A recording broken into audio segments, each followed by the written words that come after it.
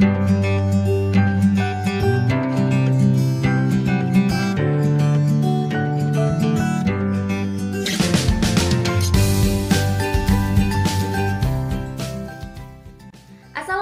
warahmatullahi wabarakatuh. Halo semuanya. Perkenalkan, nama saya Nadila Witriani dengan NIM 2003020012. Nah, di sini saya akan membahas beberapa contoh soal mengenai pengaplikasian persamaan elips dalam kehidupan sehari-hari. Nah, di sekitar kita ternyata banyak sekali loh benda-benda yang berbentuk elips, mulai dari sabun, pot bunga, meja, mangkok atau piring, dan lain sebagainya.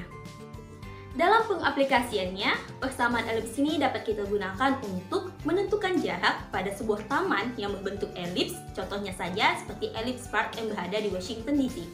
Dan juga, persamaan elips ini dapat kita gunakan untuk mengetahui apakah suatu kendaraan dapat melewati sebuah jembatan yang berbentuk elips tanpa menimbulkan suatu kerusakan. Nah, setelah kita mengetahui bagaimana bentuk serta pengaplikasian persamaan elips dalam kehidupan sehari-hari, di sini saya akan membahas secara singkat mengenai materi persamaan elips yang telah kita pelajari sebelumnya sebelum kita masuk kepada contoh soal. Persamaan elips. Jadi ya teman-teman, bentuk elips itu sebenarnya seperti ini, yaitu seperti lingkaran yang dipipihkan. Berdasarkan pengertiannya, elips didefinisikan sebagai himpunan titik pada bidang datar yang jumlah jaraknya pada kedua titik tersebut selalu sama. Nah, kedua titik tersebut dinamakan sebagai fokus elips. Nah, elips bedakan menjadi dua, yaitu ada elips horizontal dan juga elips vertikal. Berdasarkan bentuk persamaan umum elips juga dibedakan menjadi dua, yaitu ada persamaan elips di pusat O0,0 dan juga persamaan elips di pusat PA,B. Nah, untuk persamaan elips di pusat O0,0 pada bentuk horizontalnya memiliki rumus X kuadrat per A kuadrat ditambah Y kuadrat per B kuadrat sama dengan 1. Sedangkan untuk bentuk vertikalnya memiliki rumus X kuadrat per B kuadrat ditambah Y kuadrat per A kuadrat sama dengan 1. Nah, untuk persamaan elips di pusat PA,B pada bentuk horizontalnya memiliki rumus X min A kuadrat per P kuadrat ditambah Y min B kuadrat per Q kuadrat sama dengan 1. Sedangkan untuk bentuk vertikalnya memiliki rumus X min A kuadrat per Q kuadrat ditambah Y min B kuadrat per P kuadrat sama dengan 1. Baiklah, kita masuk kepada contoh soalnya. Contoh soal yang pertama.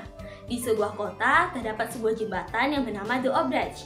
Jembatan ini berbentuk elips dan dibangun di atas sebuah jalan. Panjang dan ketinggian busur elips jembatan tersebut secara berturut-turut adalah 14 meter dan juga 10 meter. Nah, saat itu ternyata ada sebuah truk yang ingin melewati jembatan tersebut. Truk ini memiliki lebar dan tinggi secara berturut-turut adalah 9 meter dan juga 9,5 meter. Pertanyaannya, apakah truk ini dapat melewati jembatan tersebut tanpa menyebabkan kerusakan? Untuk pembahasan lebih lanjutnya, disimak terus ya videonya. Nah, baiklah teman-teman, di sini saya akan membahas soal nomor 1. Nah, dari soal tersebut kita ilustrasikan gambarnya seperti ini. Nah, karena panjang busur elips tersebut adalah 14 meter, maka kita peroleh 2P sama dengan 14. Nah, kita ingin mencari nilai P-nya aja nih, maka 14 dibagi 2, karena 2-nya itu dipindah ruaskan menjadi 14 dibagi 2 sama dengan 7. Nah, sedangkan tinggi dari busur elips tersebut adalah 10 meter, maka Q-nya adalah 10 meter. Nah, dengan menganggap titik pusat elips sebagai titik asal, maka persamaan elips tersebut adalah kita menggunakan rumus X min A kuadrat per P kuadrat ditambah Y min B kuadrat per Q kuadrat sama dengan 1. Kita masukin nilainya menjadi X min 0 kuadrat, kita masukin nilai P-nya yang tadi adalah 7 menjadi 7 kuadrat ditambah Y min 0 kuadrat, kita masukin nilai Q-nya yaitu 10 kuadrat sama dengan 1.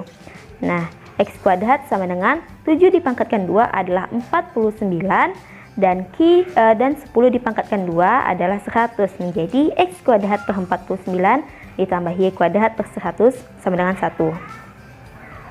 Nah, agar jembatan tersebut dapat dilewati oleh kendaraan secara maksimal, maka kendaraan tersebut harus berada tepat di tengah-tengah jembatan tersebut. Di tengah-tengah jembatan, Selanjutnya kita dapat menentukan ketinggian maksimal kendaraan yang dapat masuk, yang bergantung dengan lebar dahi kendaraan tersebut. Nah, kita ilustrasikan truknya ini masuk ke dalam sebuah jembatan ya. Oke. Nah, karena lebar truk tersebut adalah 9 meter, maka kita harus menentukan Y untuk X sama dengan, maka kita cari nilai X-nya yaitu 9 dibagi 2 sama dengan 4,5. Yaitu ketinggian maksimum untuk titik 4,5 meter di kiri dan kanan titik pusat elips. Kita masukin nilai yang tadi yaitu X kuadrat per 49 ditambah Y kuadrat per 100 sama dengan 1. Dikarenakan nilai X-nya sudah kita ketahui nih yaitu 4,5, kita masukin nilainya yaitu 4,5 kuadrat per 49 ditambah Y kuadrat per 100 ditambah sama dengan 1. Nah, 4,5 kuadrat ini nilainya adalah 20,25 per 49 ditambah Y kuadrat per 100 sama dengan 1. Kita pindah ruaskan yang 20,25 ini ke sebelah kanan menjadi Y kuadrat per 100 sama dengan 1 dikurang 20,25 per 49 atau sama saja dengan 49 per 49 dikurang dengan 20,25 per 49. Nah, nilai Y kuadrat per 100 sama dengan 28,75 per 49. Dengan Y kuadrat sama dengan 2875 dibagi 49. Nah, maka nilai Y-nya adalah 7,65 atau Y min 7,65. Nah, karena tinggi truk pengangkut tersebut adalah 9,5 meter, dan ketinggian maksimum jembatan pada titik 4,5 meter di kanan dan kiri titik pusatnya adalah 7,65 meter, maka truk bahan tersebut tidak akan bisa melewati jembatan yang dimaksud. Setelah kita masuk kepada contoh soal yang kedua. Nah, di Washington DC terdapat sebuah taman elips yang berada di antara Gedung Putih dan Monumen Washington. Taman ini dikelilingi oleh jalan yang berbentuk elips dengan panjang sumbu mayor dan minornya secara berturut-turut adalah 458 meter dan 390 meter. Nah, ternyata pengelola taman ini ingin membangun air mancur pada masing-masing fokus taman tersebut. Pertanyaannya, tentukan jarak air mancur tersebut. Selanjutnya kita masuk kepada pembahasan soal nomor 2. Di soal dikatakan yaitu karena panjang dari sumbu mayornya yaitu 2P sama dengan 458, maka kita peroleh P sama dengan 458 dibagi 2. Kita ingin mencari P-nya aja nih.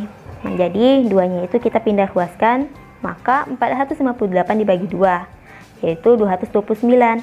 Kita mau mencari P kuadrat, maka nilai dari P-nya ini kita pangkatkan 2 menjadi 229 dipangkatkan 2 yaitu 52.441. Sedangkan panjang sumbu minornya yaitu 2Q sama dengan 390. Sehingga Q sama dengan 390 dibagi 2. Karena 2-nya kita pindah ruaskan ya tadi. Maka nilainya yaitu 195. Nah, kita ingin mencari Q kuadratnya. Maka 195 kita pangkatkan 2 menjadi 38.025. Nah, untuk menentukan F, kita dapat menggunakan persamaan fokus yaitu F kuadrat sama dengan nilai mutlak P kuadrat per Q kuadrat. Maka kita masukin nilai P-nya tadi, nilai P kuadratnya yaitu 52.441 dan kita masukin nilai Q kuadratnya yaitu 38.025. Nah, jadi 52.441 dikurang dengan 38.025 adalah 14.416. Dikarenakan kita ingin mencari nilai F-nya aja, maka nilai F kuadratnya ini kita pindahkan menjadi nilai F-nya yaitu akar dari 14.416. Maka kita dapati nilai F-nya 120 atau F min 120. Nah, jadi jarak antara kedua air mancur tersebut adalah 2 dikali dengan 120 adalah 240 meter. Baiklah, sekian pembahasan dari saya. Saya akhiri dengan kata-kata mutiara dari Mahatma Gandhi. Ia mengatakan, hiduplah seakan-akan kau akan mati besok, dan belajarlah seakan-akan kau akan hidup selamanya. Baiklah, mohon maaf atas segala kekurangan dan terima kasih telah menonton video saya. Semoga bermanfaat. Wabillahi taufiq wal hidayah. Wassalamualaikum warahmatullahi wabarakatuh.